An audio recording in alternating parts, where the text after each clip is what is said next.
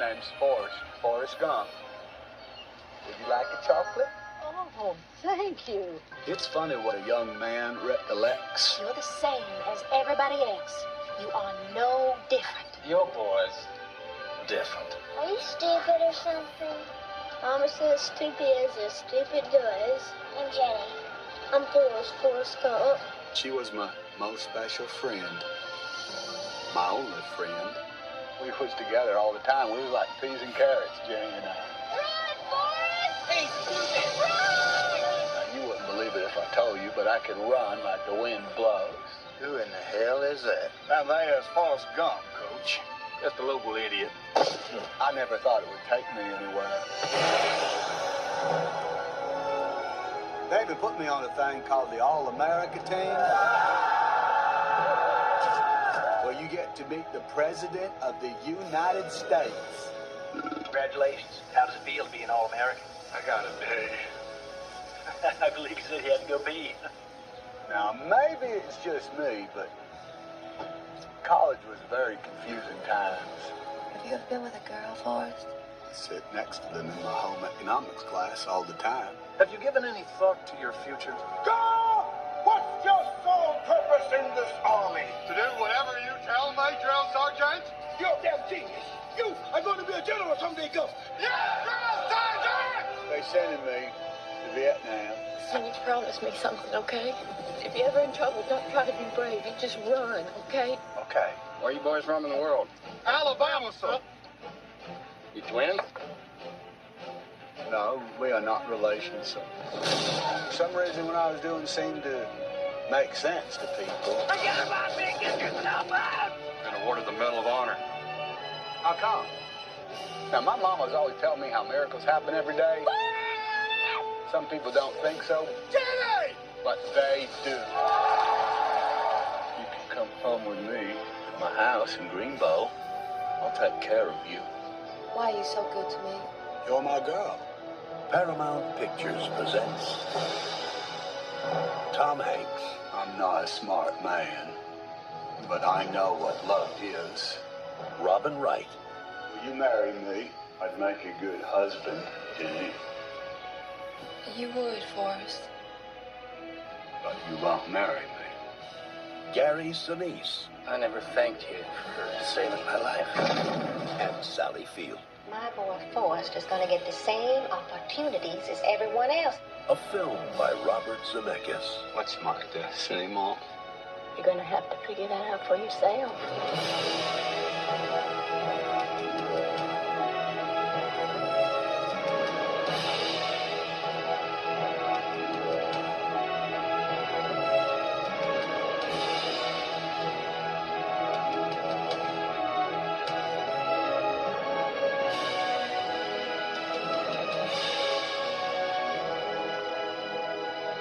The world will never seem the same once you've seen it through the eyes of Forrest Gump.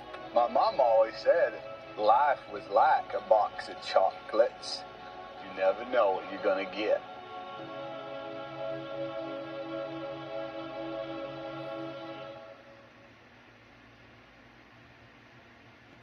The trailer was almost as long as the movie itself was, but yeah, it was a long trailer, and you could say that it gave away a lot of the movie, but you know what, the movie ended up being pretty damn good. Not just damn good, but one of the year's best movies. This is one of those Best Picture winners where I think the Academy got it right. I mean, there was a lot of good movies that came out in 1994, and this was one of those movies where it was nominated, and if it would have won, I think a lot of people wouldn't have minded because they really loved it.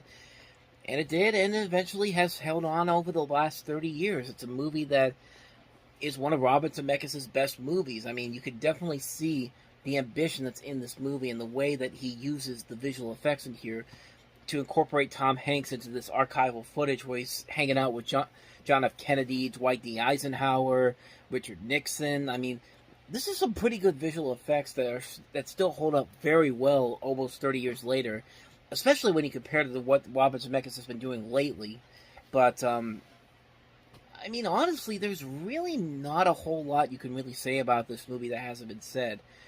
But I'll try to say some stuff. For one thing, This is one of those movies where this differs heavily from the book that it's based off of, where the book has actually been known to be pretty terrible. I've never read it before, but everybody I talk to, whenever I see people talk about the books and tell people about the book, says the book is not very good, and so the movie did a pretty good job. I'm assuming of updating the story a lot more, and it really works because of Tom Hanks' perfection of this performance. I mean, he's really giving it his all in this movie, giving a very solid performance, a very earnest performance. It doesn't feel like he's forcing this role to be an Oscar baitish type of performance.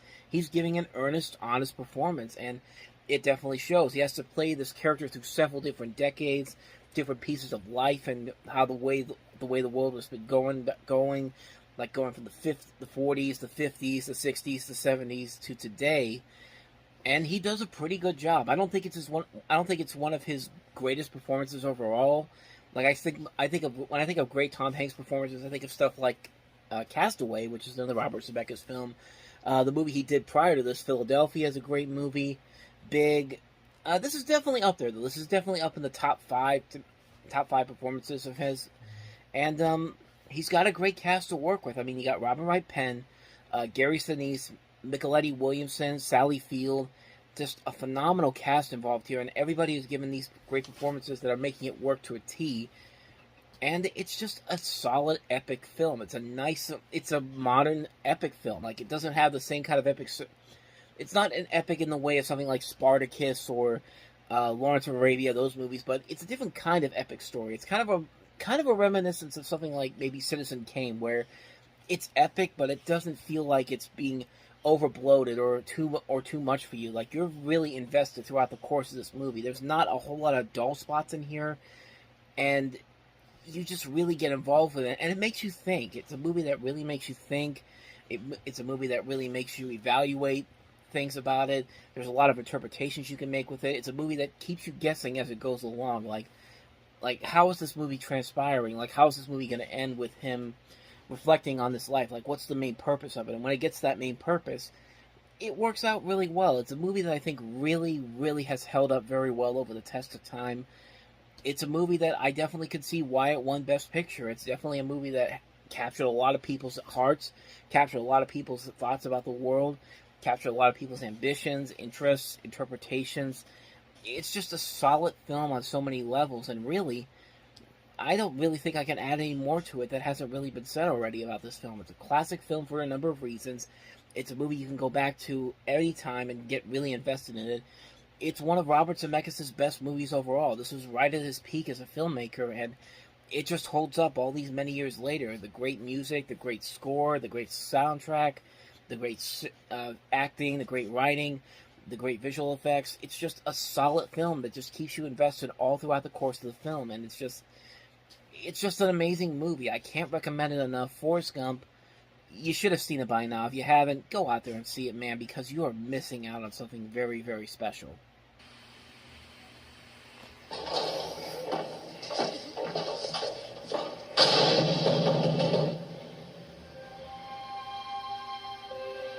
Tell us about your husband, Mrs. Tasker. Harry? What can I say about Harry? He's a sales rep for a computer company. My husband is a good man. So you think he's boring? Well, maybe a little.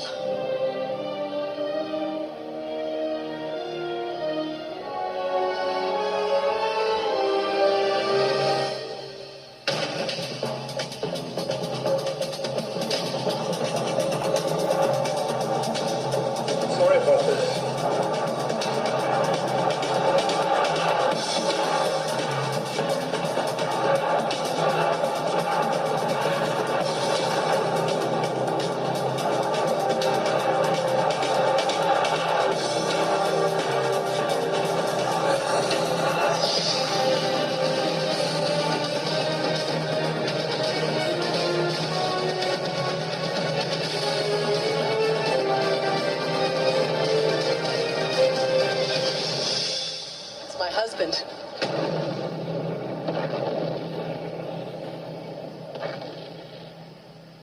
Of course, this movie was a big deal for a number of reasons. Of course, James Cameron, coming off of the success of Terminator 2.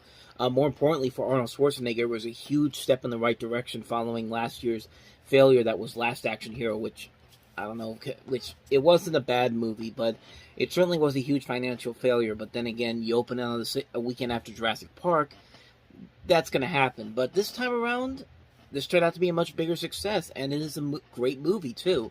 Arnold Schwarzenegger's great in this. Jamie Lee Curtis, these two have a good connection playing the husband and wife in this. You got a great cast, also includes Tom Arnold, Tia Carrere from Wayne's World, Bill Paxton, Elijah Dushku in one of her early roles, Charlton Heston, Grant Heslov, of course went on to produce many films with George Clooney. It's just a fun movie, man. It's a movie that has just so much there that's great. The action is spectacular. The elements of comedy meshed in there.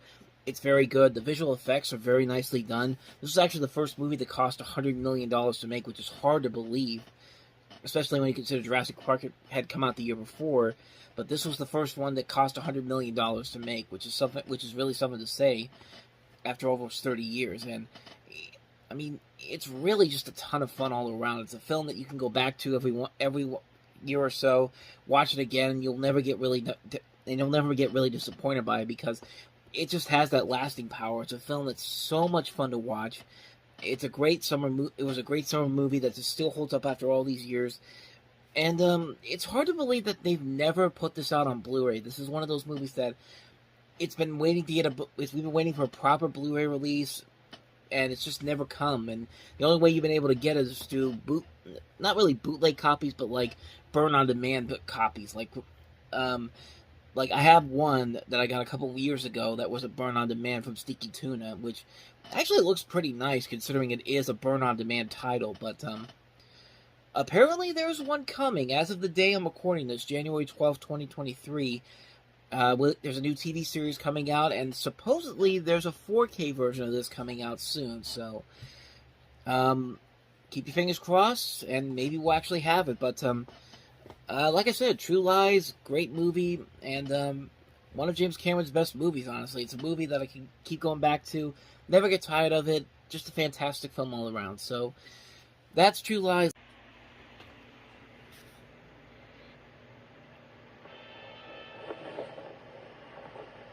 Platoon. Wall Street. Born on the 4th of July. JFK. Oliver Stone's vision has changed the way we saw our past. Now he takes a look at where we are and where we're going.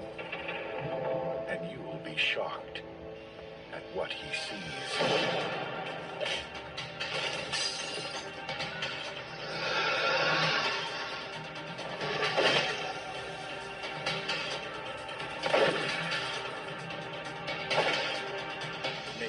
Mallory.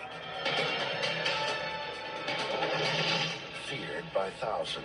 I love you so much, baby. I love you. Watched by millions. We're fake. Can't stop fake. Nobody can. It's kind of like the Twilight Zone or something. Woody Harrelson, Juliette Lewis, Robert Downey Jr., and Tommy Lee Jones. What do you have to say to your fans? You ain't seen nothing yet. Natural-born killers. In the media circus of life, they were the main attraction.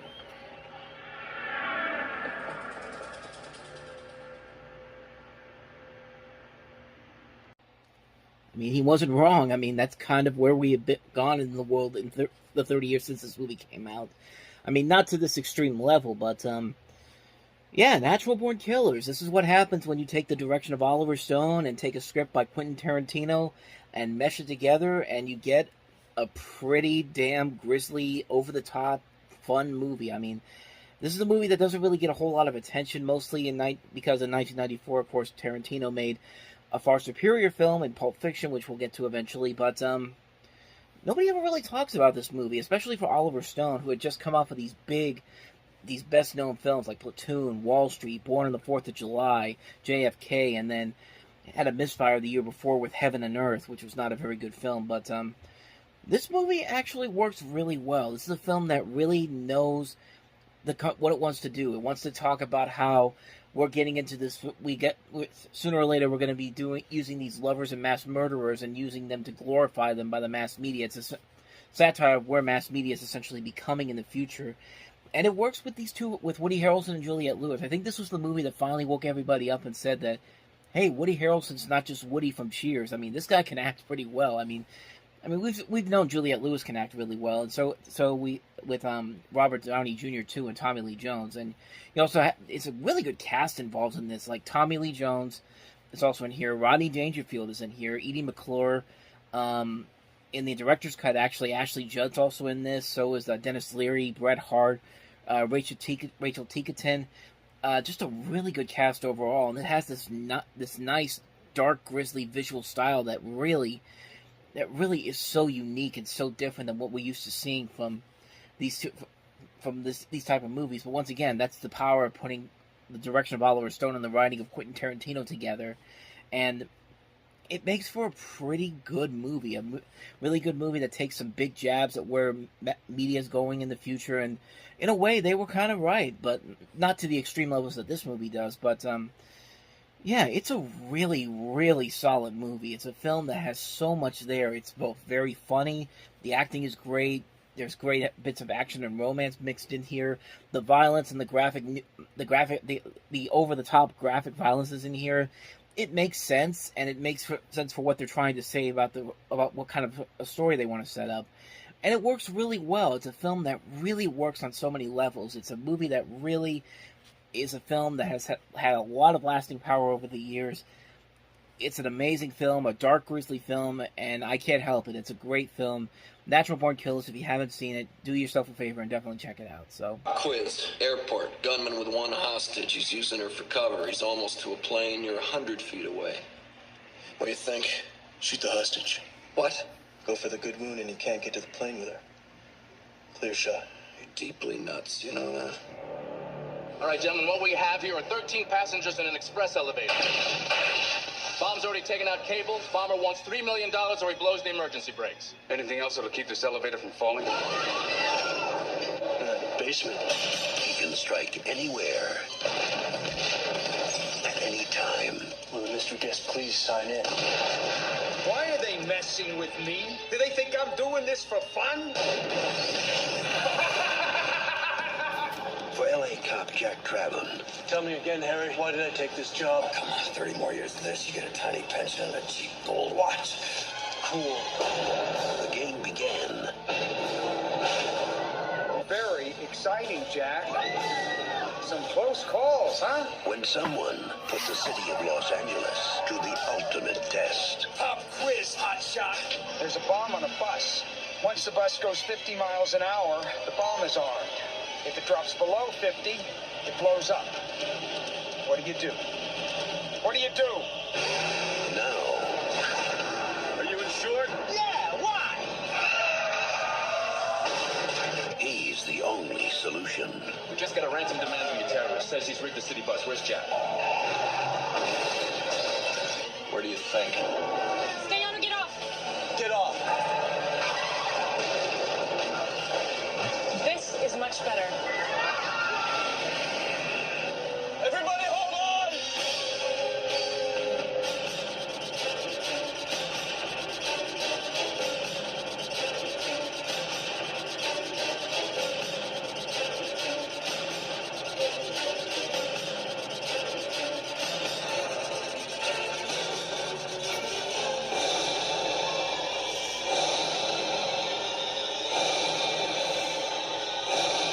Keanu Reeves, Dennis Hopper, Sandra Bullock.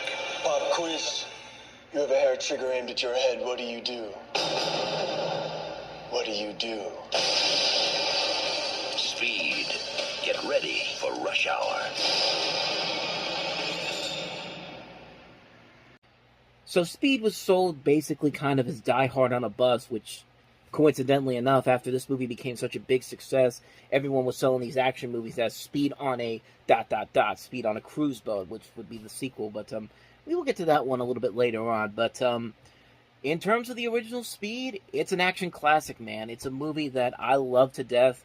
John DeBont directed this movie after many years as a cinematographer. This was his first movie he directed, and for a first film, he does a pretty damn good job. It's a really great film that really has a great story to tell, a great action story to tell. You got this bus that's been rigged by the terrorist Dennis Hopper in this, and if the bomb's on the bus, and of course, if it falls underneath 50 miles an hour, it blows up. And so the majority of the movie is trying to make sure that this bus keeps going and everybody's out of the bus and all that. And it's really tense. It's after all these years, you can still watch it and still get very tense, you still get those chills.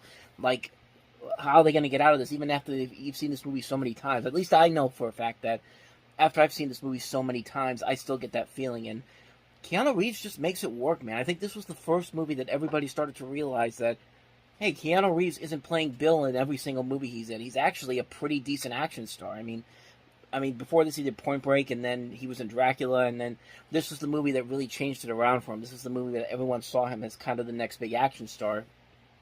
Dennis Hopper playing the bad guy is great as well. And it was also the film that kind of introduced Sandra Bullock to the world. This was the first movie that really drew her into superstardom, because the films that she would later get all these films that followed afterward. And really, there's nothing more than I can say about Speed that hasn't been said already. It's a movie that every time I watch it, every time I see it, like I say, I still get those chills. I still get that tense action that the movie promises. It's a film that still holds up over numerous years. I mean, it's a movie that's held up very well over the test of time. And it's just so much fun to watch, man. It's a movie that I can go back to and watch over and over again. I can never get tired of it. Speed, need I say more? Fantastic film. If you haven't seen it, definitely check it out. Gentlemen, you've heard all the evidence. I submit that this was not a hot-blooded crime of passion. Consider this. A revolver holds 6 bullets, not 8. That means that he fired the gun empty and then stopped to reload. By the power vested in me by the state of Maine, I hereby order you to serve 2 life sentences back to back, 1 for each of your victims. So be it.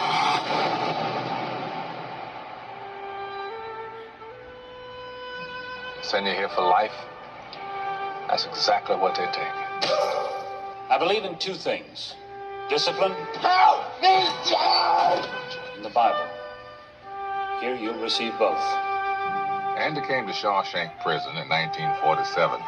Why'd you do it? I didn't, since you asked. You gonna fit right in. I must admit, I didn't think much of Andy the first time I laid eyes on him. He had a quiet way about him. A walk, a talk that just wasn't normal around here. There are places in the world that aren't made out of stone. There's something inside that they can't touch. What are you talking about? Hope. I'll tell you something, my friend. Hope is a dangerous thing. Damn it, Dufresne, you're putting me behind. Hope can drive a man insane. You better be sick or dead in there, I kid you not. I better get used to that idea. Oh, my holy God. I guess it comes down to a simple choice, really. Get busy living. You get busy dying. Get busy living. Or get busy dying. That's damn right.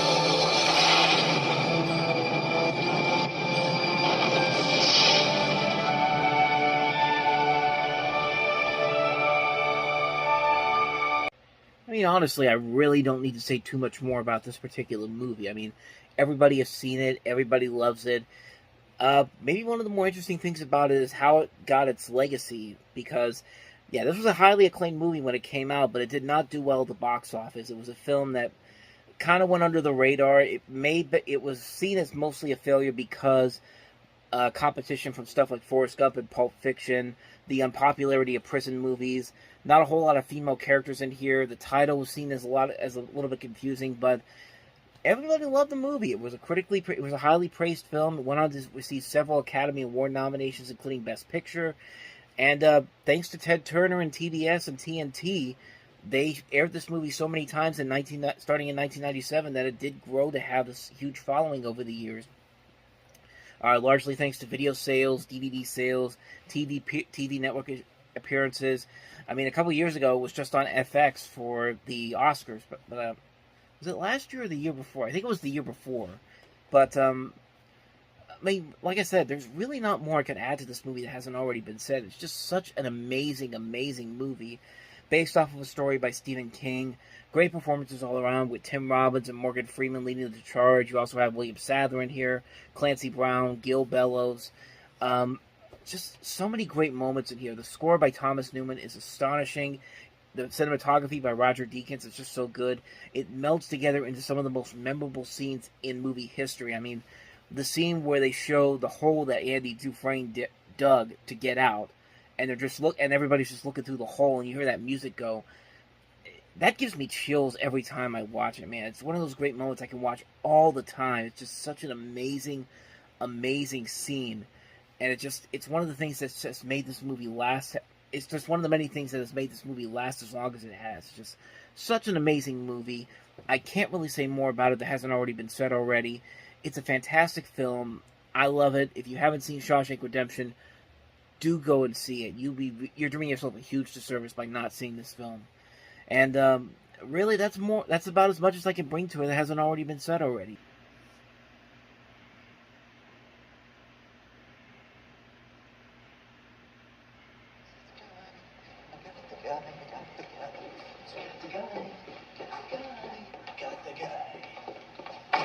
I got the guy. Originally, I was going to be a concert pianist, and I was really quite good, but when the day was done, I was no Horowitz. So I understand you came down to try out for tic-tac-toe. Well, my friends tell me I have a good mind for this sort of thing. They coaxed me. How'd you like to be on 21?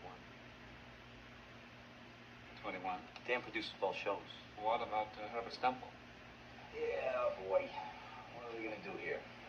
I could take a whack at it. Yeah, see, the problem, Professor, is the old college try and can do it. What if we would have put you on the show? Put you on 21 and ask you questions that you know. Say the questions that he answered correctly on the test this morning. I don't follow you. You want to win, don't you?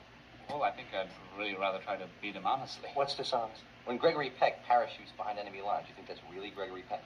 That book that Eisenhower wrote, a ghostwriter wrote it. Nobody cares. Yeah. It's not like we'd be giving you the answers. Just because we know, you still know. Right. It's not like you're putting me on the show or Al and pretending to be some sort of intellectual. I mean, you have put in years of study and erudition. Nobody has to know. Just us three. It just doesn't seem right. I'd have to say no. Quiz show. Was that part of the test?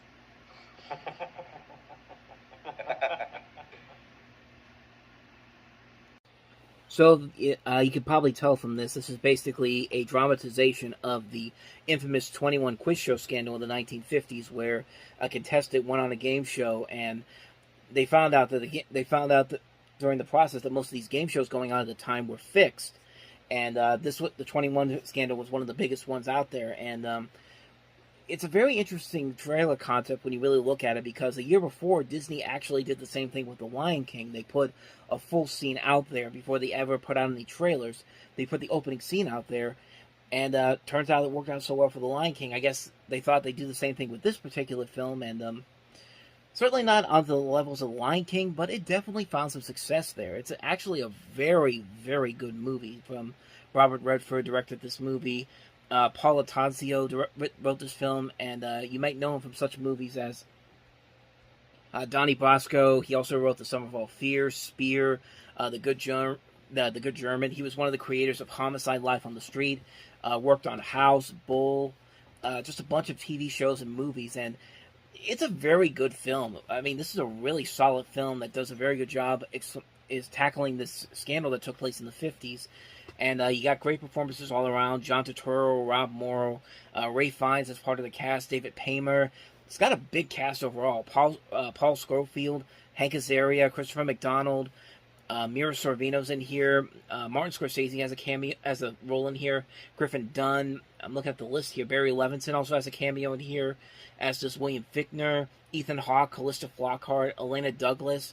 Just a big cast overall, and it's a very good story to tell. It's a very intriguing story about this scandal that basically changed the way people looked at game shows back then, because before this, everybody thought game shows like this were not fixed, but now this happens, and all of a sudden everybody looks at game shows differently, even though game shows never really lost their popularity for the most part.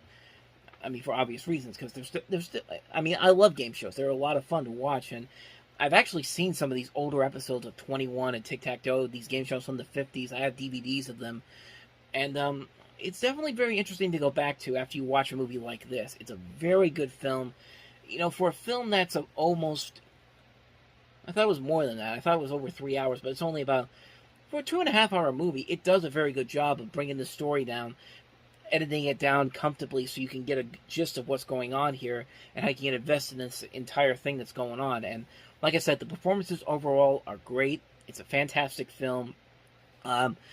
Maybe it's one of my favorite movie from Robert Redford as a director, and he's made some great movies. But yeah, I think the more I think about it, this actually is maybe my favorite Robert Redford movie he's ever directed. It's a very good film. If you haven't seen Quiz Show, I highly recommend checking it out.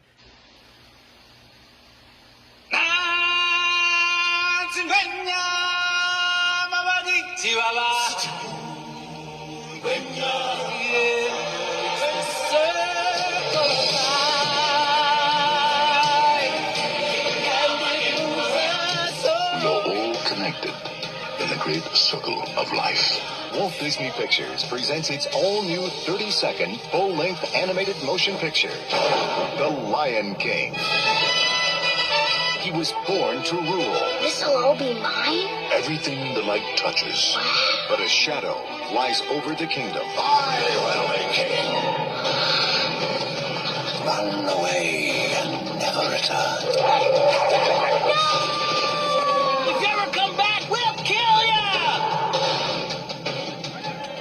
Hey, kid, what's eating you? I don't want to talk about it. He looks blue. I'd say brownish gold. No.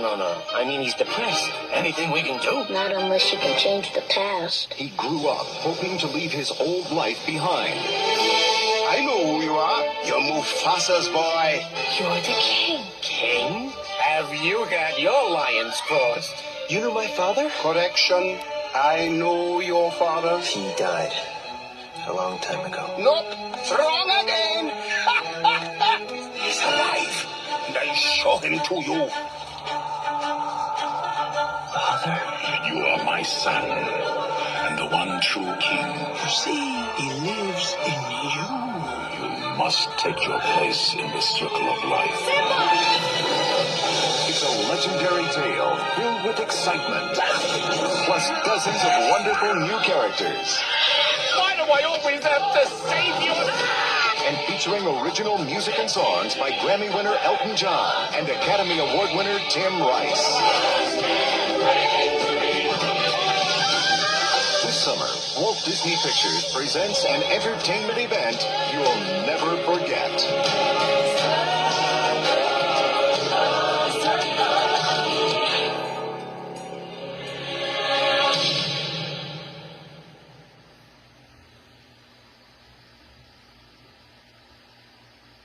Or The Lion King. You knew I had to make that show, because, you know, if you don't know, everybody thinks The Lion King was a ripoff of Kimba the White Lion, the anime, and I think they actually went to court on that, and I think Disney actually won that. I could be wrong on that, but that's the reason why I did the bit at the beginning about Kimba the White Lion. But anyway, yes, The Lion King did come out in limited release on this particular weekend in 1994. It only opened in a couple of theaters in California and New York, and I don't think anybody really knew how big of a hit this movie was going to be. This was going to be a hit on the level of something like Jurassic Park the year before, which was this huge monster hit that everybody thought was going to be a hit, but I don't think anybody really expected it to be as big of a hit it was. I think it was the highest tested movie Disney ever had up to that point, which is amazing to think about. There was just so much hype after what Disney had done before. Little Mermaid, Beauty and the Beast, Aladdin, these Oscar-winning movies, these classic films. And everybody thought that this was going to be that next big thing. It's interesting, one of my favorite stories from Waking Sleeping Beauty, which is a fantastic documentary. I think I've talked about it before on this particular show, but if you haven't seen that movie, definitely check it out. One of the great bits that I always remember about that was when Jeffrey Katzenberg, who was at Disney at the time, actually, he had just left Disney at the time, and he was in the middle of the production of this movie. he thought that Pocahontas was going to be the next big hit. It was going to be the next West Side Story. And then with The Lion King, he kept saying that it was going to be an experiment. He didn't think anybody was going to go see it. And that just shows you how much Jeffrey Katzenberg, as great of a genius as he could be, he really had no idea what he was thinking about. I mean, if you want to hear about some of the crazy things that he said, look at the stuff that he said about Roku TV, about the Roku TV shows that they were doing it's most recently around COVID. Okay, it wasn't even Roku TV; it was actually Quibi. I mean, how could you forget Quibi? I mean, well, actually, to be fair, most of those shows that were on Quibi actually moved over to Roku TV, where they've had better success than what they had on Quibi. Quibi didn't work because it was basically, most of the content they had on Quibi was basically the parody. If you've ever seen the parody shows on 30 Rock, it was basically those, except these were meant to be taken seriously. Like, every once in a while, you'd get one show that's actually kind of like, this isn't that bad, like Reno 911, of course. And then you had the Die Hard series with John Travolta and Kevin Hart. But everything else about that show, that streaming service was just so bad. It died a quick death after the pandemic peaked. And it basically showed you how much Jeffrey Katzenberg really had no idea what he was doing, and some of the crazy things he said about it. I can't go into it right now. I've spent way too much time on it talking about it, but yeah. So bottom line, Jeffrey Katzenberg thought this was a crazy idea that wasn't going to go anywhere, and lo and behold, Lion King is still a classic to this day, and Pocahontas wasn't a bad film, but it wasn't even a big bomb, but it certainly doesn't have the lasting legacy that The Lion King does, and yeah, The Lion King still holds up very well for the most part. Now, granted, it does have its flaws. I think there are parts of it that do rip off Bambi, and there are things about it that are they're not bad things, but they're mostly nitpicks. They're mostly things that I think when most people talk about the original Lion King and how great of a movie it is, they completely forget about those type of things. They forget about those type of things that really feel like what do I want to say here? They feel like The Lion King is so sacred. Like, it's like, if you say anything bad about this movie, it's like you're saying something bad about Jesus. Like, that's the type of thing that happens whenever you talk sort of negatively about this movie. And I say sort of negatively because there are flaws to the movie. I don't think it holds up as well as some of the other Disney films that came out in between Oliver and Company and this, but it does hold up very well for the most part. I mean, the animation is still spectacular. Some of the best animation Disney had done up to this point. The final climactic scene is so well done. The acting is very well done. I honestly think this is one of Matthew Broderick's best performances, honestly. This, Ferris Bueller, War Games, the characters are memorable too, Timon and Pumbaa especially.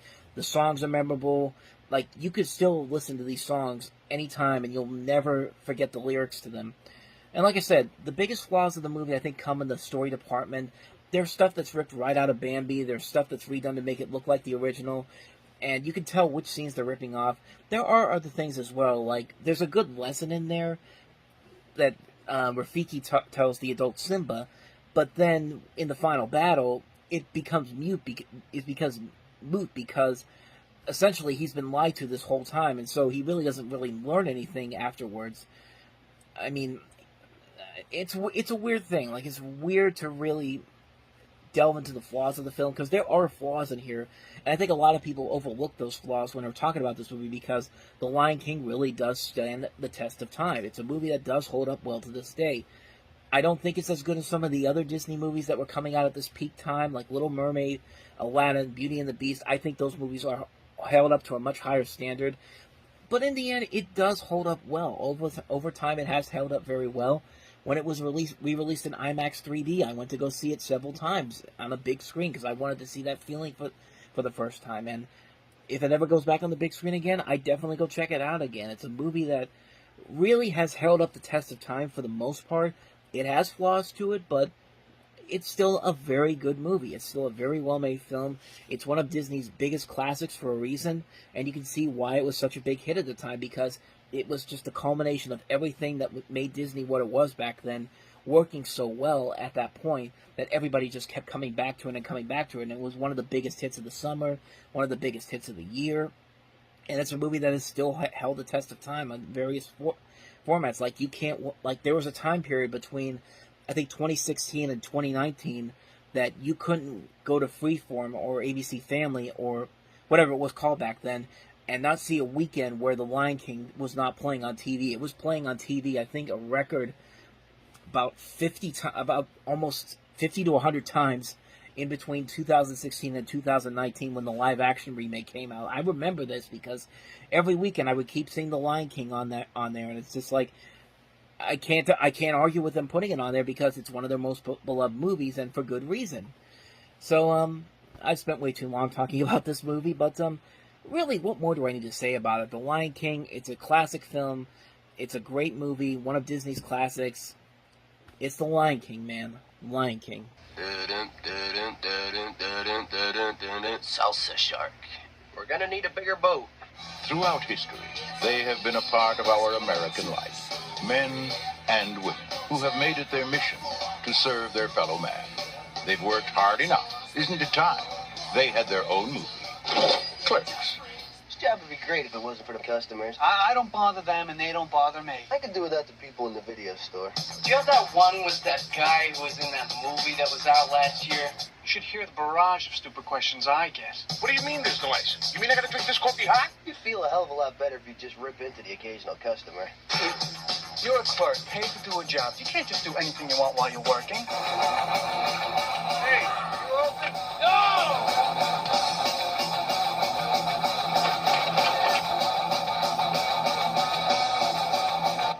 Convenience store do you run here? Miramax Films presents. You think anybody can see us down here? Why? Do you want to have sex or something? Can we? Clerks. Just because they serve you doesn't mean they like you. You hate people, but I love gatherings. Isn't it ironic? Featuring new music by Soul Asylum, Corrosion of Conformity, Bad Religion, The Jesus Lizard, and music by Alice in Chains.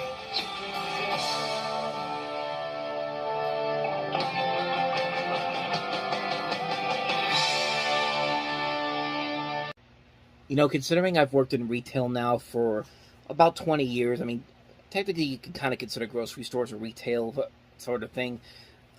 I've related to this movie more and more than I've seen it. I saw this just the year before I got my first job at the grocery store that I work at, and it's amazing how much that this movie has held up over so many years, and that's kind of the charm of this movie. It just works on so many levels because it's a simple premise that leads to a ton of great laughs and enjoyment all around.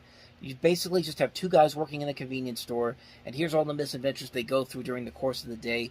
And that's really the beauty of the movie. Kevin Smith manages to direct a film that has so many over-the-top moments that can happen at a store during the day, but can actually happen in real life. Some of the stuff this movie gets away with is so spot on and so hilarious, and I've seen it right in front of my face when I've worked at the place that I've worked at in the last couple of decades, and yeah, it definitely shows in this movie that how much I can relate to it. The chemistry between Brian O'Halloran and Jeff Anderson as Dante and Randall just is excellent. You immediately get the sense that they know each other for a long time. They've got this good riff going on between each other, and then you have Jay and Silent Bob, which, yeah, what more can you say about them that hasn't been said already? They're hilarious, and these are these guys that just stick around the store all the time, sitting outside the store and just like do whatever they need to do. I mean, like I said, this movie has held up well over time. It's a film that is hilarious, very hilarious, extremely funny, well written, well directed, well acted. It's one of the reasons why Kevin Smith became the man that we know him as today. It's the film that launched his career. It's been the thing that's been most notable with him for so many years. It's a great film. It's a fantastic film. It's one of my favorite movies of all time. Can't recommend this one enough. Clerks, haven't seen it. If you haven't seen it, go check it out.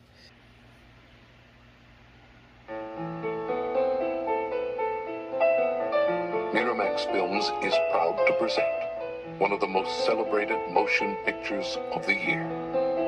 The winner of the 1994 Palme d'Or, the best picture of the Cannes Film Festival.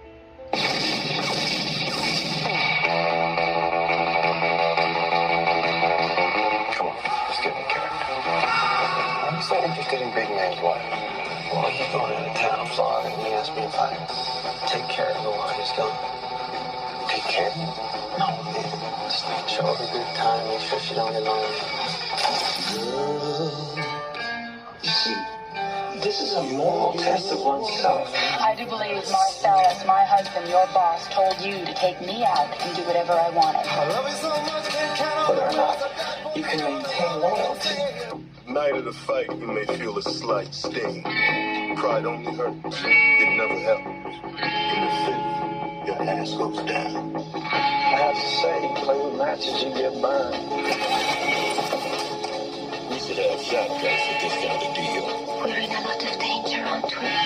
I'm prepared to scour the earth right now. Oh, I'm sorry. Did I break your concentration? Get down, get down. You got a corpse in a car, minus the head in the garage. Take me to it.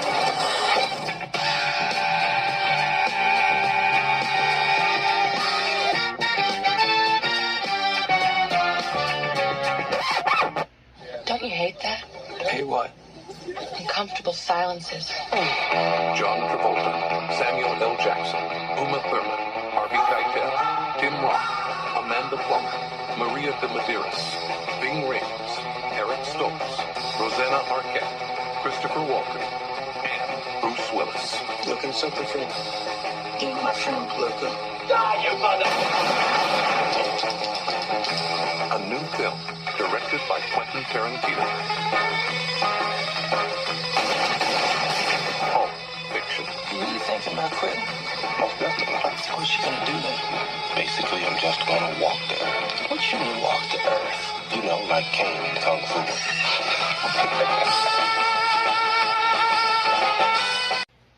I mean, honestly, do I really need to say a whole lot more about this movie that hasn't already been said already? Pulp Fiction's the movie that made Quentin Tarantino the superstar that he is as a filmmaker. It revitalized the career of John Travolta and made stars out of Samuel L. Jackson and Uma Thurman. It was up for several Academy Awards, including Best Picture. Tarantino and Roger Avary won for Best Original Screenplay.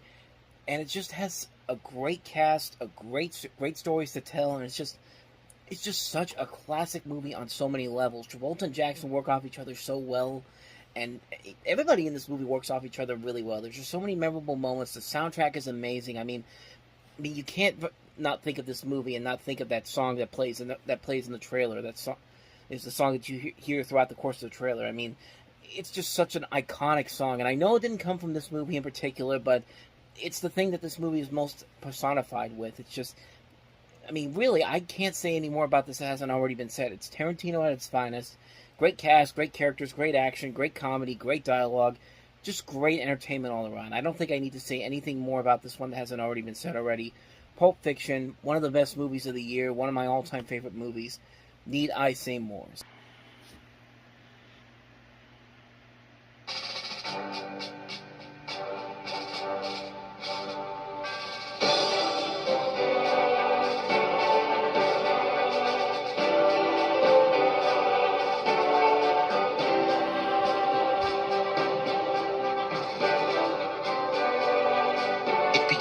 With a game, with a basket and a ball. It becomes a journey of heartbreak and hope, from city streets to the brink of fame. The amazing story of two boys and two families struggling against the odds. My mother, God bless her, she's always said to me, this America, you can make something of your life. Against the system. You have to realize you can make their team win. To make a dream come true. All I ever dreamed about was playing in the NBA.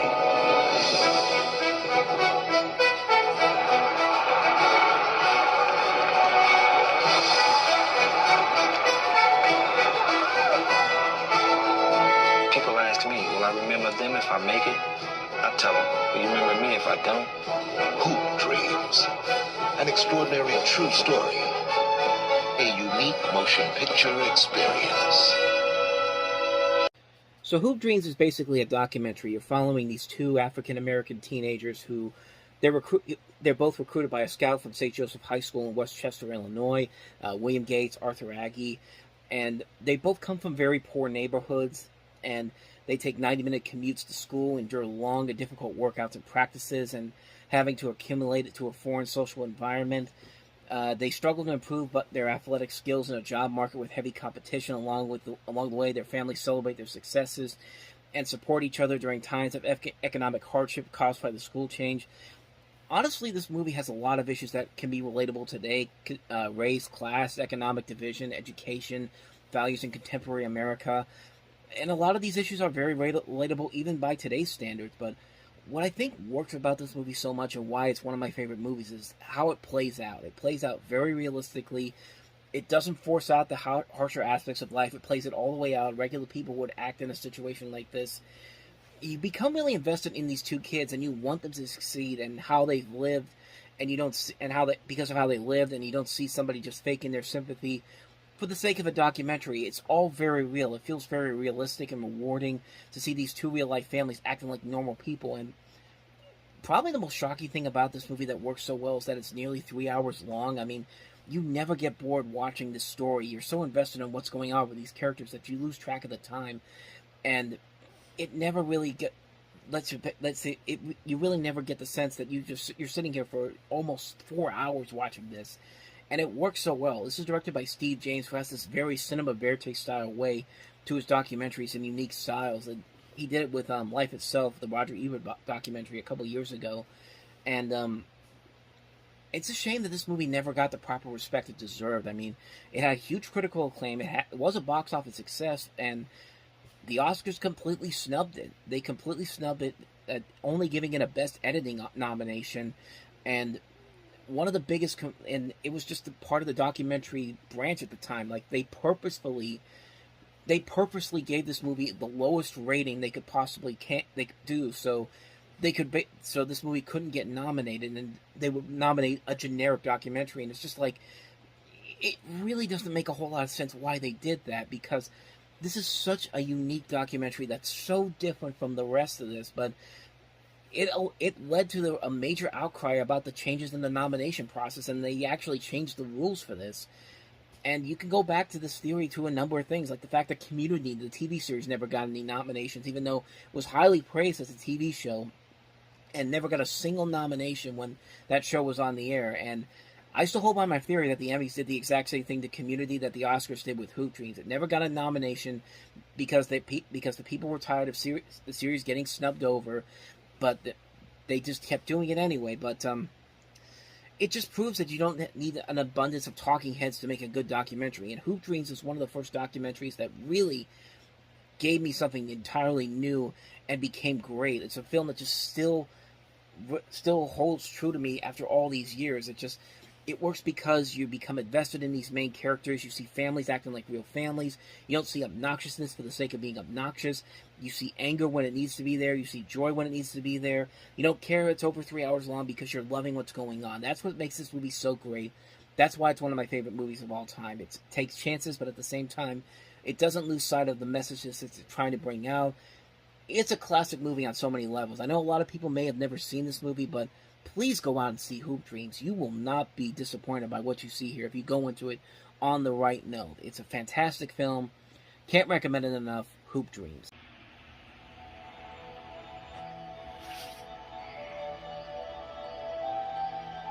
In this land of frozen beauty, where a proud people make their home, Aegis Oil is making a killing. People here want to talk about the poisons in their environment. If Aegis 1 is not online and operational in 13 days, then the oil rights will revert back to the Eskimos, and that is not going to happen. We're down. But there is hope. And now, he's here. Steven Seagal is on deadly ground. So we need to get off right off the bat. I figure we'd stop there because really, that's all you really need to see about this movie. I mean, we should bring up that the only reason that Steven Seagal even agreed to do Under Siege 2, which would come out the following year, was if he got a chance to direct his own movie, and this was that movie. Well, thankfully, Under Siege 2 was made, and it actually made for a much better film because, wow, this is bad. This is atrociously bad, and there's a lot of areas that you can look at from this and see how bad it really is.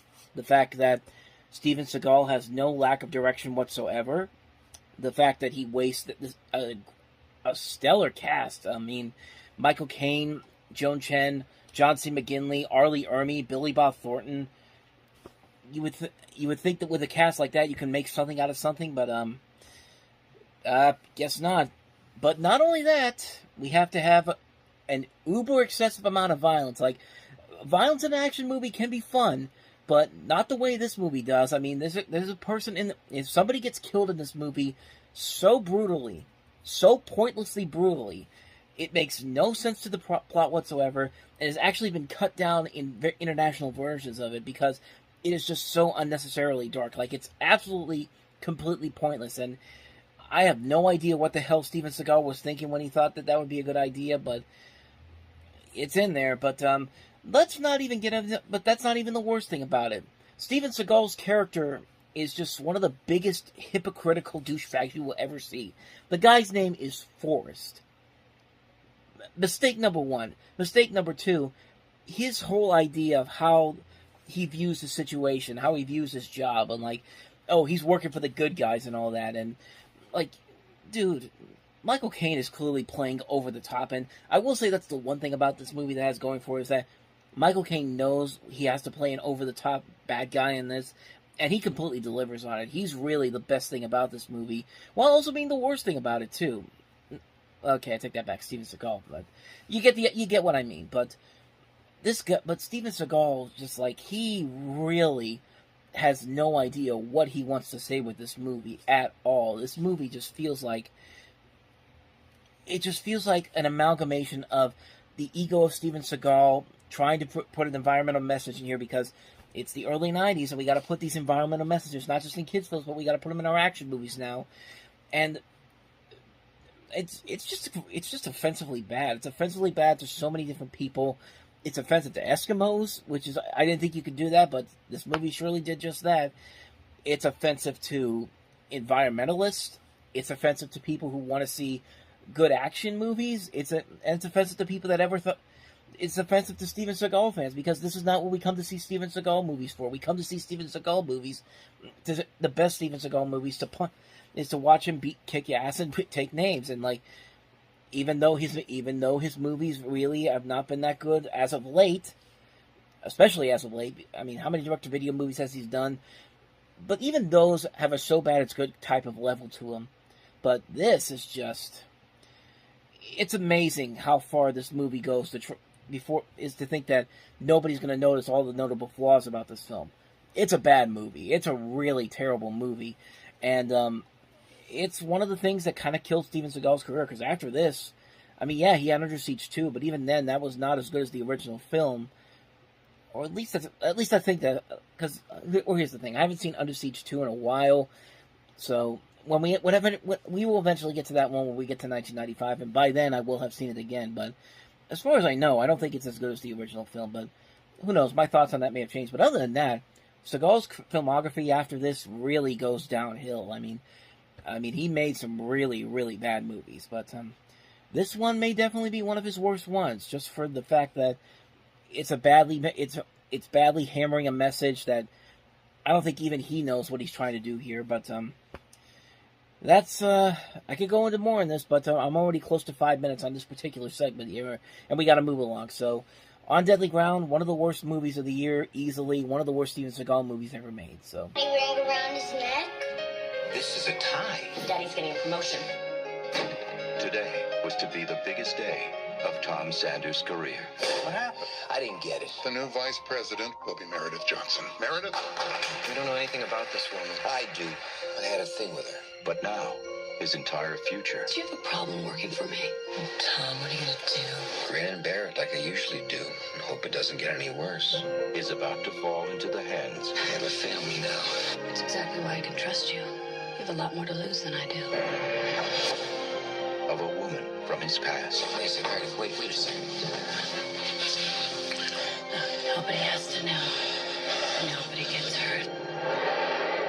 You can't just stop. I'm not gonna do this. No! You can't stop? No! She said you sexually harassed her. She harassed me.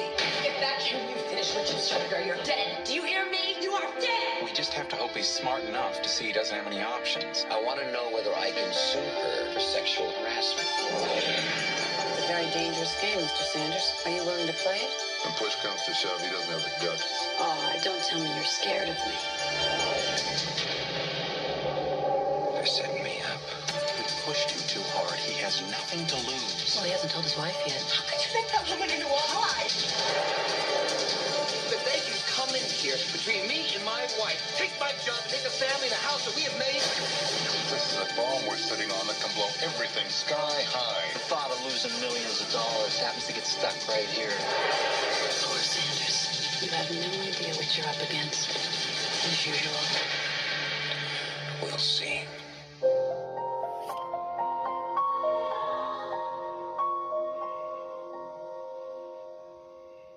So like I said, this is based off of a book by Michael Crichton, and actually it was a book that was made, they actually greenlit the movie before the novel was even published. It actually came out in January of 94, the film came out in December, so the movie was already being made before the book was even released, so take that for what you will, but, I mean, the idea is very interesting, especially nowadays. I mean, this is a story about a guy who is basically being sexually harassed by a woman, and it's usually the other way around, and in this case, the situation is Demi Moore seducing Michael Douglas, and to me, I think that's part of the problem with the movie, and it's why it doesn't really work all that well. It's because they have a good setup, they have a good idea to tell the story from a different angle, but the way it's the way it's presented that really does not work. I mean, yeah, Michael Douglas, who was in one of probably the most successful erotic thriller ever with Basic Instinct at the time. I mean, at the time it was, but I mean, you've got Demi Moore, one of the hottest actresses out there,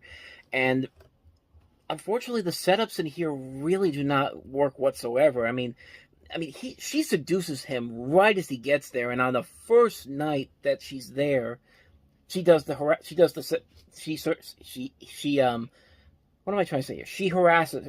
harasses him, and one day is all it took, and you can make the argument that it's the former girlfriend, this is her way of getting revenge, but at the same time, man, your plan has to be a whole lot better than that, and that's really where the major flaws of the movie come into play here, because, I mean, the movie really, I think, is more focused on selling the sex appeal of both Michael Douglas and Demi Moore, because they were both because he was in Basic Instinct, and she's one of the hottest actresses at the time right at that point. I mean, it never feels like anything that feels realistic, feels genuine. I mean, Roger Ebert, I think, said it best. The film's theme basically is a launch pad for sex scenes, and it feels like you're looking at a sharper image catalog that walks and talks. Those are Roger Ebert's words when he wrote the review for this on the Chicago Sun-Times, and he's absolutely right on it, because it never feels like anything in this movie is important to what the book is based on. Like a whole idea, like the idea is very interesting. Like you don't ever usually hear stories about men who are getting sexually harassed by women. It's usually the other way around, and very once in a while you'll get a story like this. And here's a chance for the movie to actually kind of put that out in the open and say that, hey, this can happen the other way around, but it never really feels like that. It just feels like a TNA movie. It feels like a movie that's trying to be the next Basic Instinct, and I guess it kind of worked because it was one of the big successes of that year, and it was actually Barry Levinson's most successful film he had done after Good Morning Vietnam and Rain Man. He was on kind of a slump, but at least with the movies he made between those movies, those were better films. This movie's just really lackluster, and I think it's mostly because it doesn't go all the way with what they should be working with. It doesn't really tell a good story. It's not actually putting this main thing in focus. It's just basically trying to sell the sex appeal. And it just doesn't really work like that. And I'll be honest, I never read the book before, so I don't know if this is exactly how the book is being panned out. But one would think that the book was being more subtle with the ideas that they have in here, instead of just throwing it out in the open like they do here. I mean, the movie lost me right away when Demi Moore starts harassing him on the first night she's there. It's just like, you did not waste any time with this whatsoever. You had no plan whatsoever, and just saw him and just like, yeah, I'm gonna fuck up your life. And it's just like, it just doesn't work. It's a film that had a lot of good intentions to it, but it just failed on so many levels. It's a really, really terrible movie. Disclosure, a really, really bad film.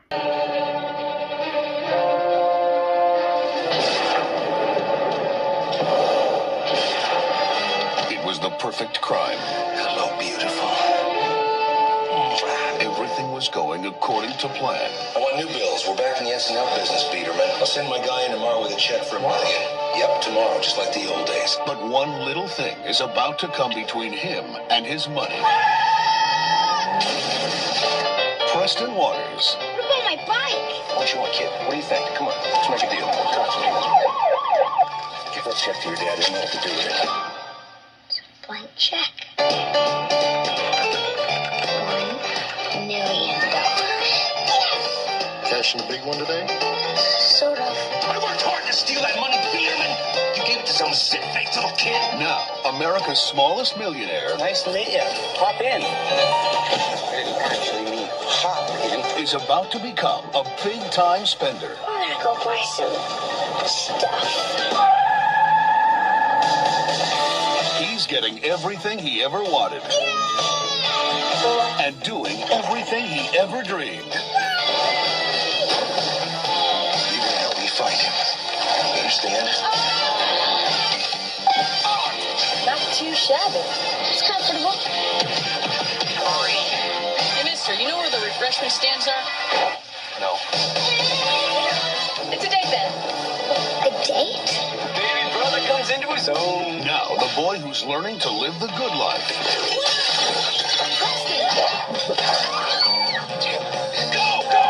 Is going to teach 3 careless crooks.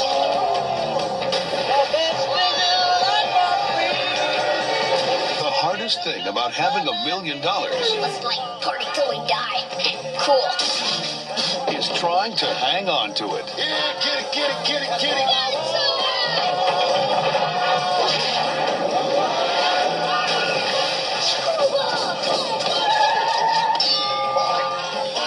That must have hurt. Blank check. Kid, Gary? you are on a roll. Yeah. Okay, so at first glance, it's nothing too special. It looks like another Home Alone knockoff, because everyone was trying to copy the success of Home Alone, and Disney wanted to do it too. I mean, you could make that argument as well, but the movie is just a mess on so many levels. When you really dig deep into it, when you watch the movie and you realize how stupid everybody is in this movie, and everybody in this movie is really, really stupid. Even the people that think they're smarter than everybody else, they're supposed to be smarter than everybody else, they're really stupid. Like, this kid would not be able to buy half the stuff he buys with the $1 million that he has in this movie. Like, that's just... There's fantasy, and then there's complete ridiculousness, and this is complete ridiculousness. It just doesn't work. It's a movie that's so sloppily done. The actors are really not working their best here, and it also doesn't help that it has probably one of the ickiest things that you will ever see, and that is a 12-year-old kid kissing a 31-year-old woman kissing a 12-year-old kid on the lips. Not a typical kiss. Like a typical normal kiss. No, they kiss in this movie, and it is so icky. It's so disgusting. It's pretty much borderline pedophilia. Like, yeah, it's a woman that's doing it, not the male. But this is one of the things that has to make you think. That has to make you tell yourself it doesn't matter who it is. It's still disgusting no matter which person it is, and it's just so uncomfortable, and I don't understand what Karen Duffy was thinking when she read this, and was just like, was she really okay with this? Did Disney look at this and say, are they really okay with this, or did they not even bother to look at it? Because if you look at it now, even back then when this movie came out, it's still just, ugh.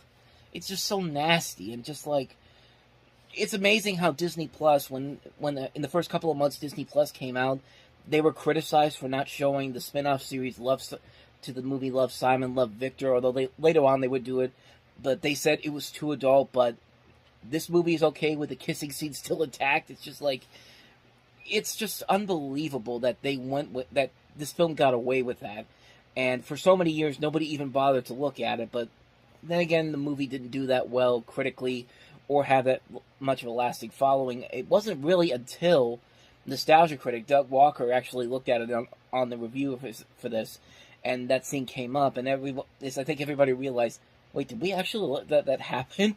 Like, did Disney actually let that happen? And yeah, I mean, that's what this movie is now known for, that ewiness, like that's just, like, I mean, really, do I need to say anything more about this? This is just not a good movie, and that scene does not help it in any way, shape, or form. It's a really, really bad movie on so many levels, and that one just took the cake. That scene just took it, just sealed it right there. Just, I think it's time we move along. I know a place where the girls are naked all the time.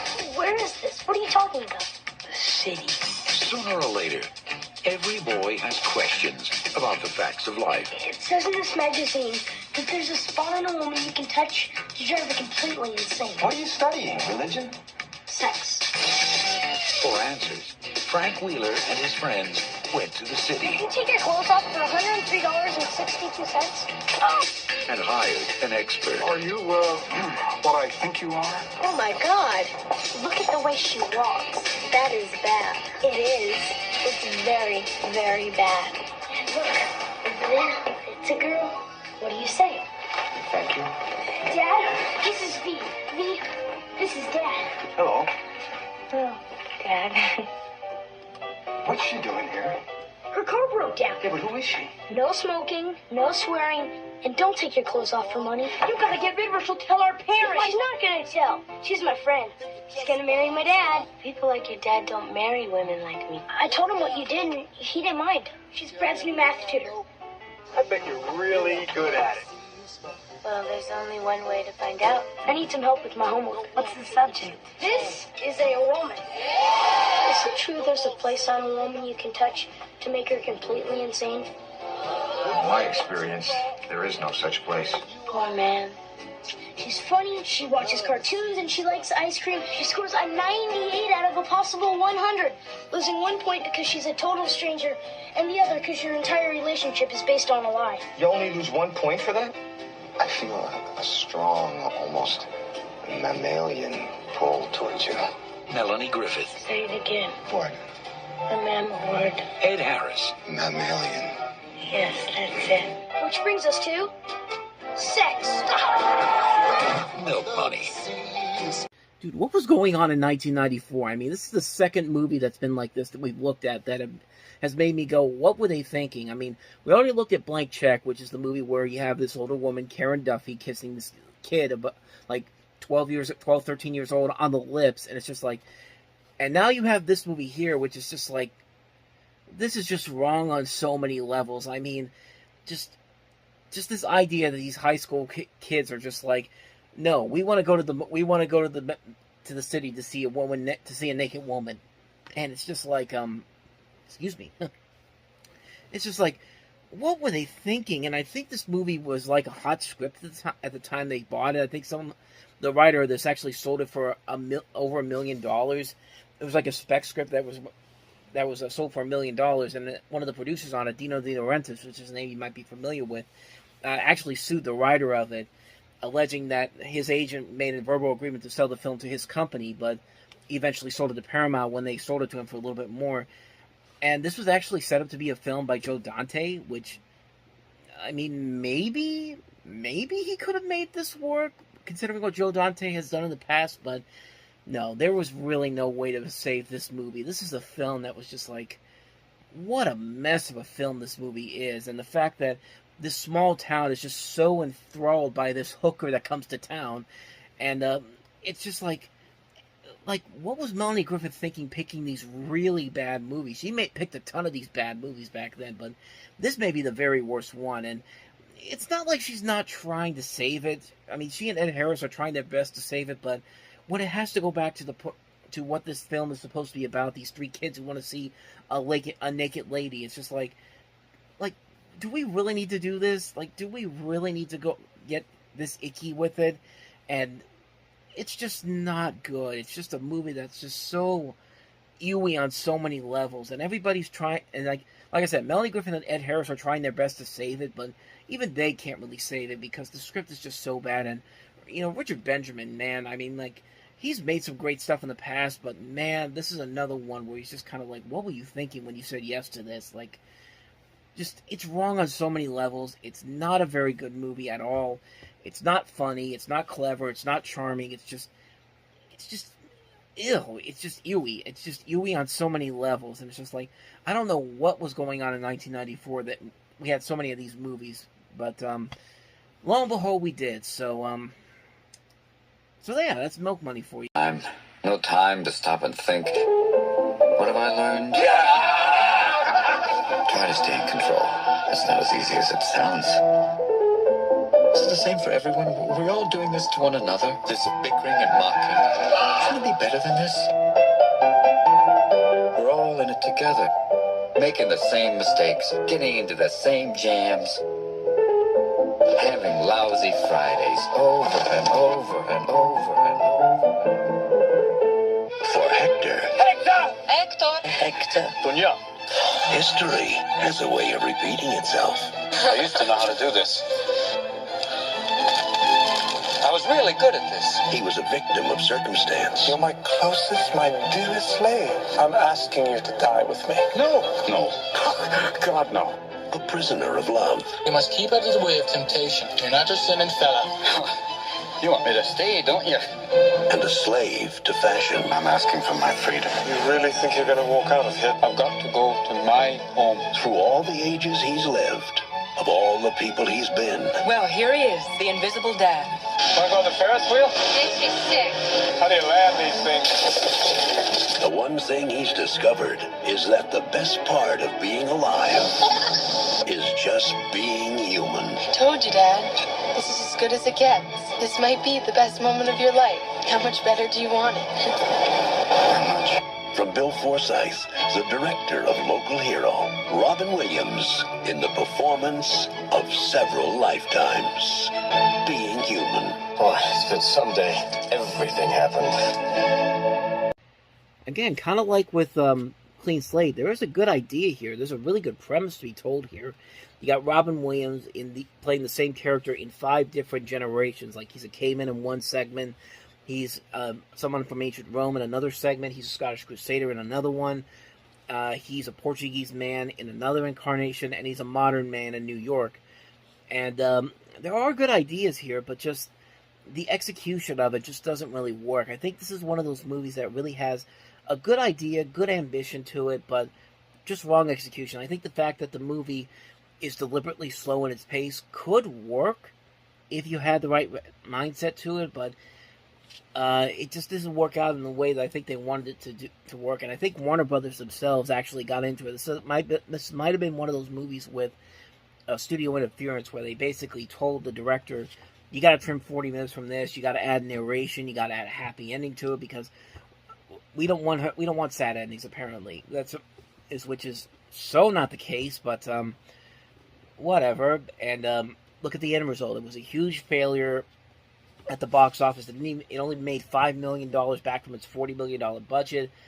It's a movie that just wasn't in the right mindset. It was a movie that has good ideas, a good chance for Robin Williams to really expand his acting abilities, but it just didn't work in the end. It's a movie that really needed a fresher script, and maybe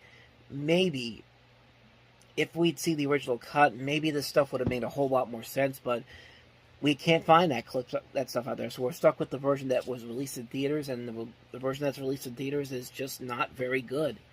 It's not a very good film. It's one of Robin Williams' biggest disappointments as a leading actor, and he's had a couple of them, as we'll get into as the rest of the 90s goes on, but yeah, Being Human just wasn't the success I think they wanted it to be, so.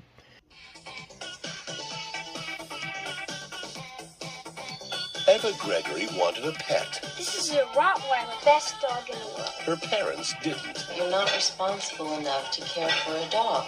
But then a monkey named Dodger dropped into her life.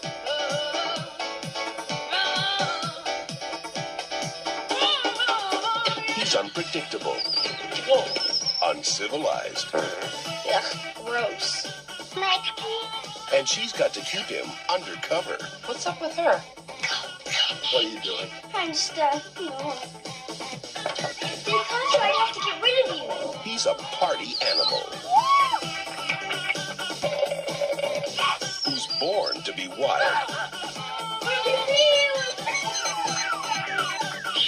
He can't pick up right now. But a man from his past is about to wreck their future. Would you mind if I tuck these up around the park? Because Dodger's best trick My wallet's gone! Where did you get it? is Eva's worst nightmare. There was a big bucket in the ground! You ripped off this stuff too? Oh my god! This is horrible! Now everyone's on this monkey's tail. Let's go! People say we monkey around. We're too busy singing.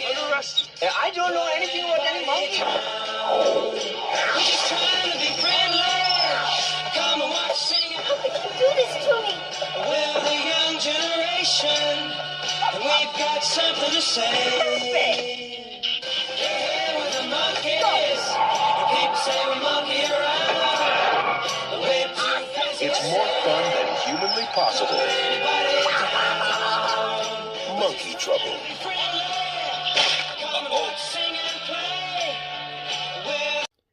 Boy, that trailer was all over the place. Like, you had all these different musical cues there.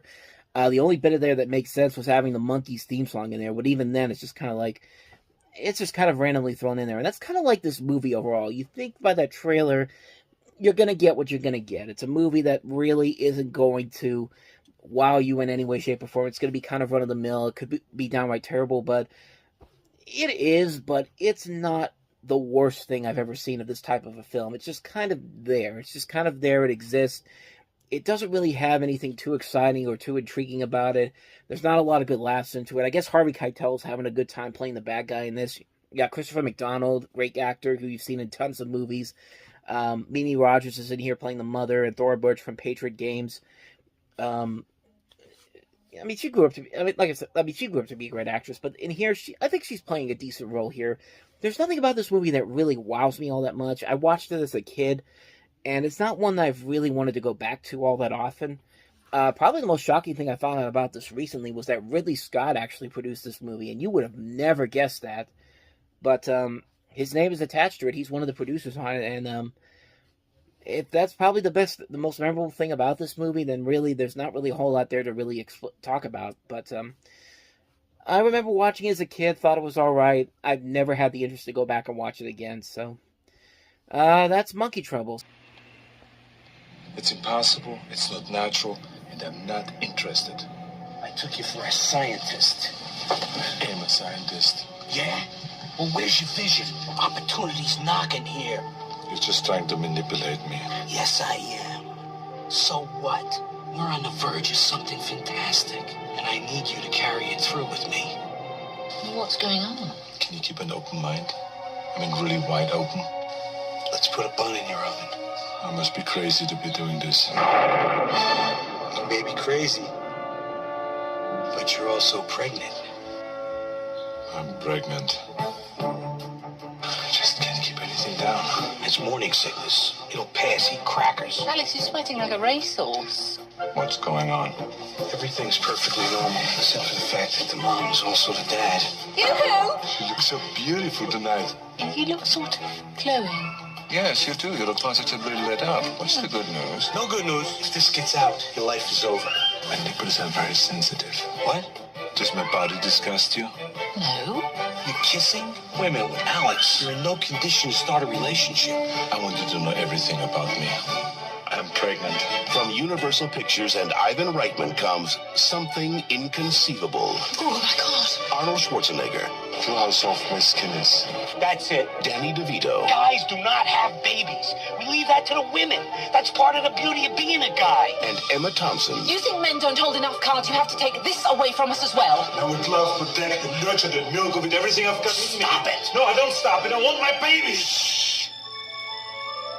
Junior. Is this your first? Yes. This year, Labor Day is November 23rd. But I have nothing to wear. Sadly, this was the movie that broke Ivan Reitman's strong streak of comedies. I mean, he had done so many great movies. Meatballs, Stripes, Ghostbusters, even his lesser stuff like Legal Eagles, Ghostbusters 2. He did stuff like Twins, Kindergarten Cop, Dave.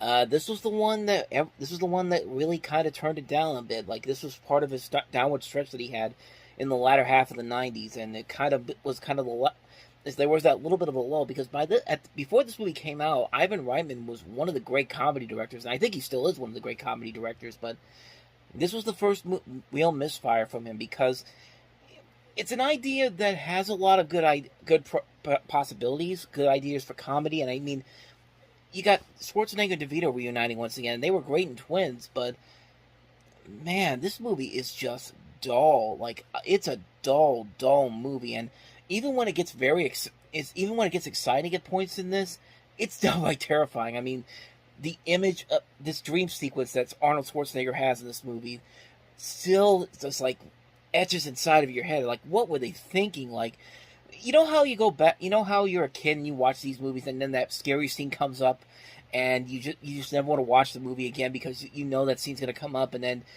later on in life, and when you're an adult, you go back to it and you realize that, oh, that's not really all that scary. But no, this scene here still scares the crap out of me after all these years. It's just like, it's just so,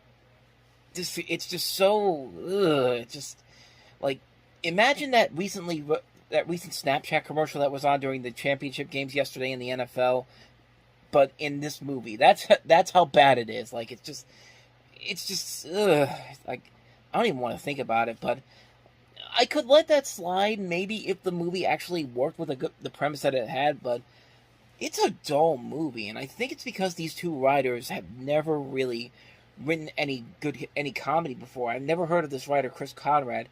Kevin Wade is a name I'm familiar with because that's right. He wrote a Working Girl. I keep forgetting that he wrote that, but he also wrote stuff like True Colors, Mr. Baseball, Meet Joe Black, Made in Manhattan. So he does have a repertoire to his name, but I don't know if they I just don't know if they were the right writers for this, or just they didn't know what kind of a movie they wanted to make, because it's a dull comedy for a good majority of the film. You would think a movie where Arnold Schwarzenegger is pregnant and going to give birth to a baby could lead to a lot of comic possibilities, and from the same people that made the last movie that he worked so well in comedy with Kindergarten Cop and Twins, and nothing. Like, this is a dull movie. It's just a movie that's so boring, so lifeless, and you're just kind of like, what happened? Like, what happened to Ivan Reitman that made him say, you know what, this could be the good time for me to make my first terrible movie? And it's just like, I mean, the possibilities are there, and like I said, this is an idea that could have some good potential for some good comedy, and they've actually tried to do this once before. I remember back, as I looked this up, and I saw that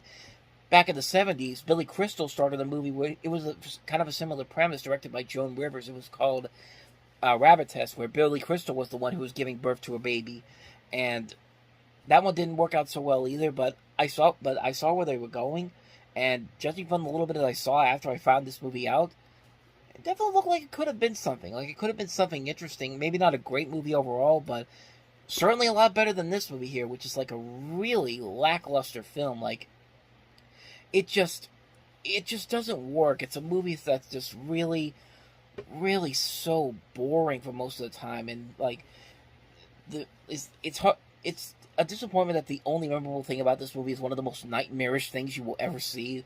That's just depressing about this movie, and it's just not a good movie. It's not a very good comedy. It's a disappointment considering the talent involved here and the director that's involved here. It's the first major misfire for Ivan Reitman as a filmmaker. I mean, I've liked a lot of his movies before this, and I have liked a lot of movies that he's made after this, but this is the first real downfall for him as a filmmaker. This is the one that was the first major film that he made that was just like, yeah, this isn't very good. So, yeah, that's Junior for you. Can you just act like a human boy for 1 minute here? Look at me like a person. You can't do it for more than a few seconds. Look at me like a human boy. The only thing worse than being a 10-year-old boy. Would you please stop hitting the back of my chair? I am trying to sleep. I'm sorry, Miss Nice Older Person, but I don't know what you're talking about. Perhaps you were just having a nightmare about your early days in the circus. Is being his uncle. You wouldn't lie to me, would you, Uncle Martin? Because if you did, I'd be so angry. I don't know what I'd do. Martin Short and Charles Grodin. No, you're gonna make it work! Get a hold of yourself, you're out of control!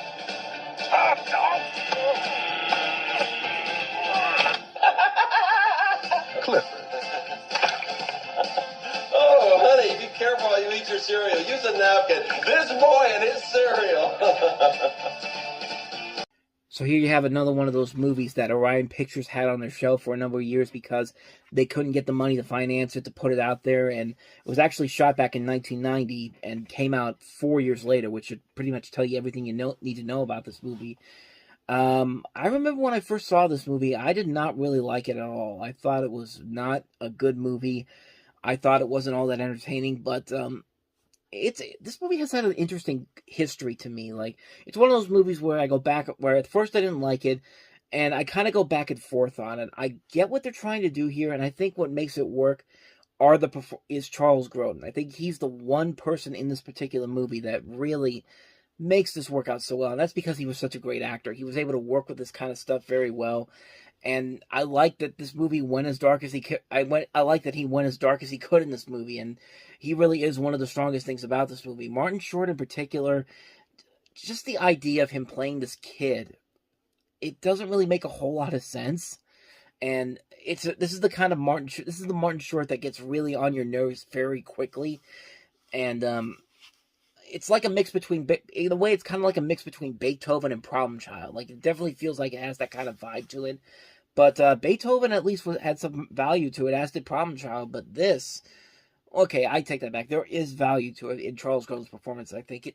And there are a couple moments that actually did kind of get me, like the random explosion of Charles Grodin's model when he's giving the speech. I don't know why, it just makes me laugh so hard because it basically comes out of nowhere. It's like if Michael Bay came in for a brief second to shoot a scene, and they said, "Okay, we got to blow this thing up." Hello, my name's Axel Foley. I'm looking for... Hello, welcome to the Beverly Hills Police Department. To continue this message in English, press 1 pound. If you have homeless people on your lawn, press 2 star. So what brings you to California, Axel? Vacation? I'm looking for a killer. One, please. We got some evidence that points to one in the world. Thank you. Thank you. You mean Rufus Rabbit has gone berserko? You got yourself in the middle of a federal investigation. That guy killed a police officer. He killed a friend of mine. You just keep him out of my face and out of my park. Ladies and gentlemen, it is a tremendous surprise for Mr. DeWall to have me standing right next to him right now. You know, right now I can feel his body tingling. Bring that man down. Code red on the spider. Now hold on tight. Axel? Hey. Officers, I want this man arrested. I'm sure you can explain everything, or maybe you can't explain anything. You're going back to Detroit. You've got to turn yourself in, man. Why is it so hard for y'all to see there's something rotten going on at that park? Kill him.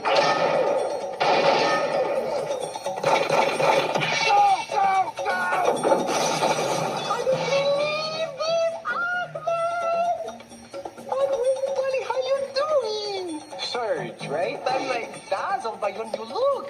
Look at your skin and your hair. And then finally you have black hash poopies, which are totally retro, which I love. You put a really good package together.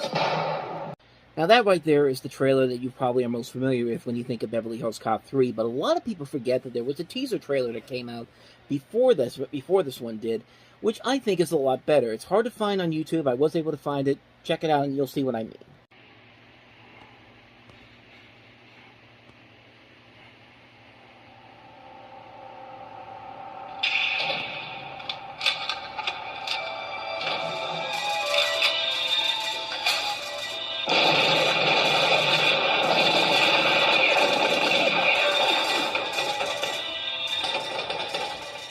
Some guy. What should I do? Kill him. Oh, how you doing? Is this the illegal chop shop? Hello, my name's Axel Foley. I'm looking for... Hello, welcome to the Beverly Hills Police Department. To continue this message in English, press 1 pound. For Spanish, press 2 star. For Farsi, press 3 pound. You know, you should have your tailor cut the jacket a little wider than chest. That way your gun won't bulge in the back.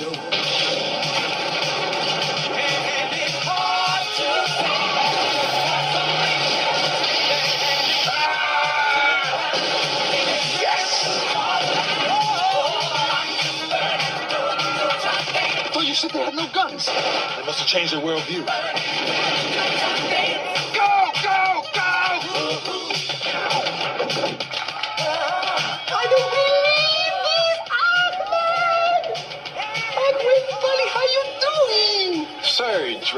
Sell. And look at your head. Yeah. I love it short. Yes, sir. Turn around. Would you Turn around. I love it. Yeah. Everything, the whole look, except the shoes. I mean, doesn't that seem like a much better trailer than the one that we got afterwards? I mean, it's interesting that you see different line readings of various scenes, even though the scenes in each trailer are very similar to one another. It's like the movie couldn't decide which one it wants to go with, when they eventually put the thing together at the end, they just went with whatever new material they came up with, or old material. We don't really know, but as I talked about before, this is well up there as one of the worst movies I've ever seen. I mean, when I did my top 30 least favorite movies of all time, this was like at the start of it, like around 29, I believe.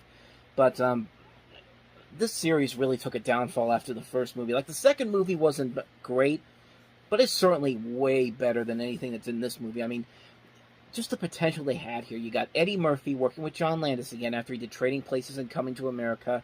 Some decent, funny moments. You bring back a lot of the old characters. You got Alan Young in here showing up as the central character, Scrooge McDuck. I mean, how could you possibly go wrong? And then the film comes out, you get a lot of unfunny jokes, action scenes that are so poorly done, a lot of continuity errors, and one of the stupidest endings ever, like turning Axel Foley into a cartoon fox. Like, it just doesn't make a whole lot of sense. I don't know why they had to bring in kind of not go all around family film aspect, because it is still rated R, but you just know that this was not how they wanted this to turn out. I mean, for many years now, Eddie Murphy's been trying to get a new Beverly Hills Cop movie made to get this series back on track, and honestly, he should. I mean, there's been attempts. There's been a CBS pilot that they were going to do with the dude from Tropic Thunder, Brandon. Is it Brandon T. Jackson? He was also in Percy Jackson. He was in Big Mama's House, the third one, the one that you shouldn't see, but I mean, it's still Eddie Murphy. The guy still can be really funny, and he's proven in the last couple of years he can still be a great actor. Go watch Dolomite Is My Name on Netflix. I mean, fantastic film that Eddie Murphy should have gotten an Oscar nomination for at least. But I did hear that they're doing another Beverly Hills Cop film, this time with the guys from Bad Boys for Life.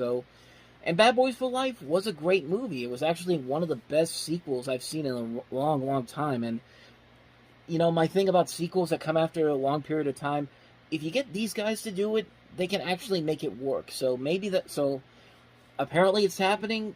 It's going to be on Netflix. Hopefully it'll be good. But, man, Beverly Hills Cop 3 fails compared to what the first two movies were, is that, much like with Blues Brothers 2000, which is another terrible sequel to an 80s movie that came out well after its time, you get the sense the film was trying to sell this movie to more younger audiences than to the adults.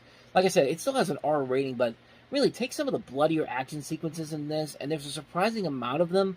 You basically have something on a PG-13 level, and for Beverly Hills Cop, you can't really do that. It failed because the people who worked on this felt like they didn't want to do it. There's reports out there that Eddie Murphy was in such a state of depression that when he decided to do this, he had publicly came out against it, basically saying it was atrocious, it was a disgrace that the character was kind of banished from Hollywood for a while, and he felt that the third film did not reveal enough of the edginess of Axel that was presented in the first two movies. And he's right, it's not in here in this movie.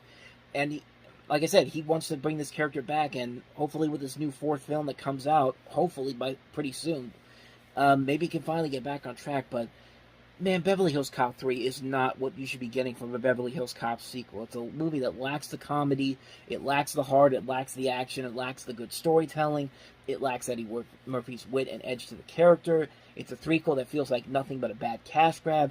It came out way after the zeitgeist of the original films was gone, and it sucks.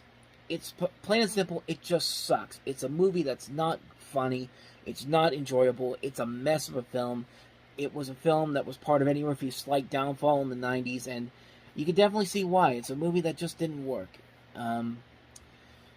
Yeah, that's pretty much all I got to say about that one. Beverly Hills Cop 3. My control in this life is who our parents are.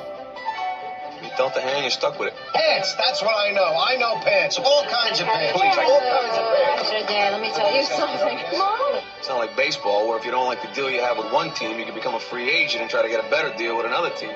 Free agency. If you want my advice, go home, make up, and goodbye. become a free agent, then going around offering his services as a devoted son to the highest bidding set of parents. I'm proud of you, kid. You got a lawyer? Let's get cracking. If he is not physically in the arms of either his new parents or his original parents by noon on Labor Day, he will be remanded to an orphanage. And if any of you has ever seen the Little Rascals, you know that's no day at the beach. So North was on his way to find the perfect parents. Well, hey, howdy, North. I know what you're thinking. Big call, right? Everything I own's the biggest and the best. That's why we'd like you to become our son. Here you go, North. Nice cup of hot cocoa. And to go with that, our state dish, Eskimo pie. Hey, what do you know? The salmon are running. Sure, living in Paris would be great. But there's always a hitch.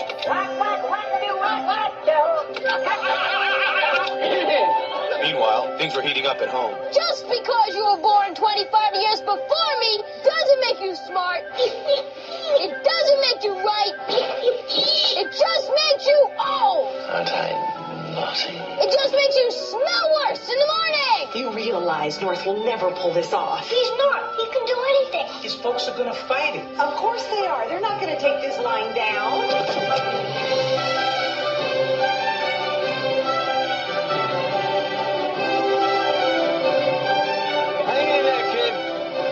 What you're looking for? Hey, it's you. Trust me, I'm not me. What are you? Some kind of guardian angel? Thanks to Mike.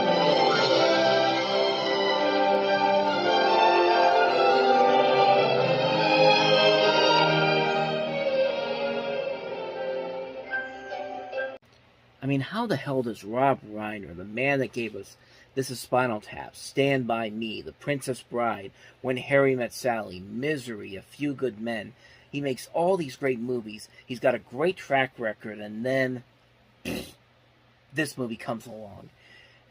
This movie is notorious for Roger Ebert saying that he hated this movie. Hated it, hated every simpering, stupid, vacant audience, insulting moment of it, hated the sensibility they thought that anyone would like it, hated the implied insult to the audience, the belief that anyone would be entertained by this. Basically, I just plagiarized what he said, but that's really how I feel about this movie. This is a movie that's so terrible on so many levels.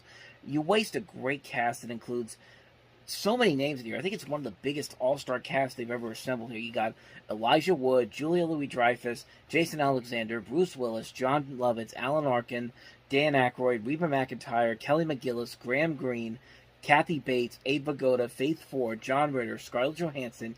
You get the idea. This cast should have been more than enough to carry a movie over its obstacles, but nope.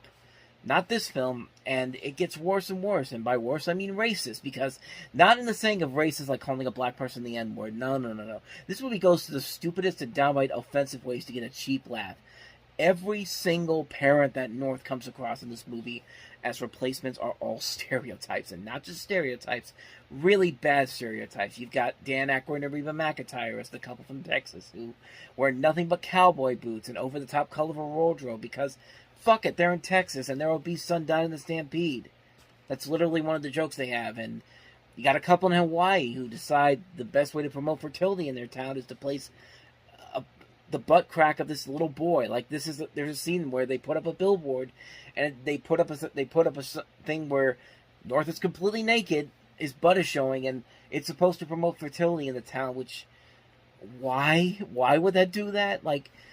Oh, and it gets worse. There's a part where North goes to visit an Eskimo family in Alaska, and they live in igloos because they're Eskimos, and that's pretty much all we need to do about that. And let's put Kathy Bates in some, I don't want to say blackface, but let's make her look more like Graham Greene. And worst of all, the scene where Ava Goda is sent out to sea on an ice floe so that he may die with dignity. It's just like, what were they thinking when they made this movie? I mean, it just gets worse and worse with every single scene. I just don't get it. Like, Rob Reiner is such a top director, and you gotta figure, like, what was he thinking when he made this movie? I mean, the plot, I think, could work, but the fact that somebody with the caliber of Rob Reiner made this movie, a man who's been nominated for Academy Awards for directing and writing, that's the biggest flaw of the movie. There's so many elements in here that are there, but Reiner basically just said, fuck my credibility, I need to make one really terrible movie in my career because evidently that's the law in Hollywood. You get to make one bad movie, and I guess that's something that every director does nowadays. So North really is one of the biggest stumbles of all time. You got this great cast, this great director, a decent plot, all wasted on bad story development, huge continuity issues, just downright offensively bad comedy. You could say that most kids movies from your childhood hold up for nostalgia sakes, but trust me, this really is one of those movies that, regardless of how it gets, will never be remembered as anything but what it was, a steaming pile of shit. And the sad part is, I've met people who actually like this movie. I know friends of mine on Facebook and Twitter and through social media that have said, hey, maybe I was being too harsh on it. And I guess, hey, to each their own. You want to find something good about it, that's fine with me, but I'm sorry, man. North is just a stupid, stupid movie. It's a terrible movie. Just a mess on so many levels. One of the worst movies of all time. Definitely in my top 16 of my least favorite movies of all time. It's just horrible, horrible movie. Horrible movie.